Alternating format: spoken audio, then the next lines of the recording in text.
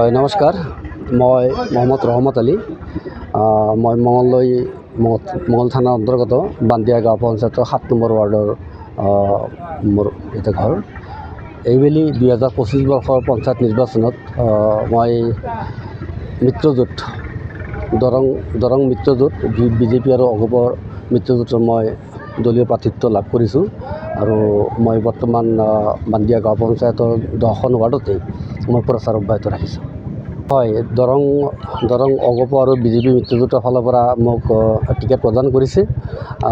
এইবেলি ৰাইজে সচেতন হৈছে যে কংগ্ৰেছত ইমান দিনে ভোট দি ৰাইজে একো লাভ কৰিব পৰা নাই, না ৰাস্তা ঘাটৰ উন্নতি হৈছে, না শিক্ষা ব্যৱস্থা উন্নত হৈছে। চাৰিওফালে ৰাইজৰ দুখ দুৰ্গতি, মাটি একঠাও ম্যাদি কৰি দিব পৰা নাই আমাৰ মঙলদৈ সমষ্টিৰ চৰচাবাৰী এলেকাত।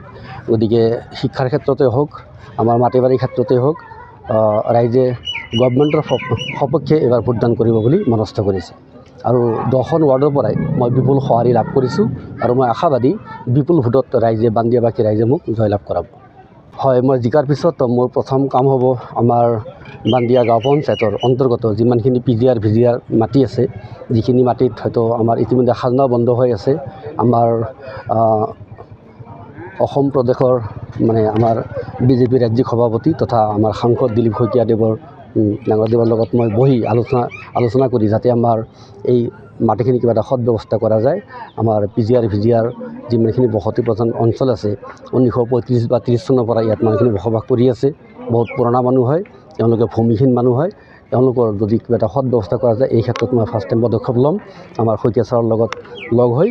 লগতে আমাৰ সমাজত যিমানবোৰ জ্বলন্ত সমস্যা আছে, ৰাস্তা ঘাটকে আদি কৰি আমাৰ শ্মশান, মন্দিৰ, মছজিদ, মাদ্ৰাছা ইত্যাদি ক্ষেত্ৰত যিমানখিনি ডেভেলপমেণ্ট কৰিব লগা আছে সিমানখিনি কৰা হ'ব। লগতে শিক্ষাৰ ক্ষেত্ৰত এটা আমাৰ এৱাৰনেছ সৃষ্টি কৰিব লাগিব।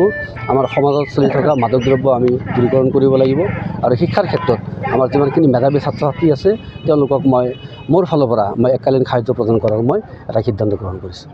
মই ইমান দিনে যিমানখিনি মই ফিল্ডত লাগি আছিলোঁ, আমাৰ বান্দিয়া গাঁও পঞ্চায়তৰ 10খন ৱাৰ্ডৰ ভিতৰতে যিমানখিনি মই প্ৰচাৰ অব্যাহত ৰাখিছোঁ, এতিয়ালৈ মই নিশ্চিত যে মোৰ কোনো কণ্টেষ্টেণ্ট নাই। কংগ্ৰেছ প্ৰাৰ্থীটো এতিয়া ঘৰৰ পৰা ওলোৱাই নাই। তেখেতে যোৱাবাৰ পঞ্চায়তৰ সভাপতি আছিলে, এইবাৰ তেখেতে টিকেট প্ৰাপ্ত হৈছে, তেওঁ নমিনেশ্যনো দিলে, কিন্তু মই তেখেতৰ ফিল্ডত লগো পোৱা নাই আৰু তেওঁ মই বেনাৰ পষ্ট দেখিবলৈ পোৱা নাই। অৰ্থাৎ মই ইয়াৰ পৰা বুজিব পাৰিছোঁ যে কংগ্ৰেছ প্ৰাৰ্থী এতিয়ালৈ ঘৰৰ পৰা ওলোৱাই নাই আৰু নিৰ্দলীয় ক্ষেত্ৰতো তেওঁলোকে ইফাল সিফালকৈ ঘূৰি আছে যদিও ৰাইজৰ বিপুল সঁহাৰি লাভ কৰিব পৰা নাই। আৰু মই যিহেতু গভৰ্ণমেণ্টৰ ফেভাৰতেই আছোঁ, গভৰ্ণমেণ্টৰ দলীয় কৰ্মকৰ্তাসকল, বুথ কমিটিসকল সকলোৱে মোৰ লগতেই আছে। বান্দিয়া গাঁও পঞ্চায়তৰ 10খন বুথ কমিটি মোৰ লগত জড়িত হৈ আছে। শাসকীয় দলৰ লগতে মই আছোঁ আৰু শাসকীয় দলৰ লগত থাকিলে আমাৰ বান্দিয়াবাসী ৰাইজে বুজি পাইছে যে শাসকীয় দলৰ লগত থাকিলে আমাৰ যিমানখিনি ডেভেলপমেণ্ট হোৱা নাই আমি সিমানখিনি তাতকৈ বহুত বেছি কৰিব পাৰিম। সেইকাৰণে ৰাইজসকলে সিদ্ধান্ত লৈছে যে শাসক পক্ষকে তেওঁলোকে ভোটদান কৰিব।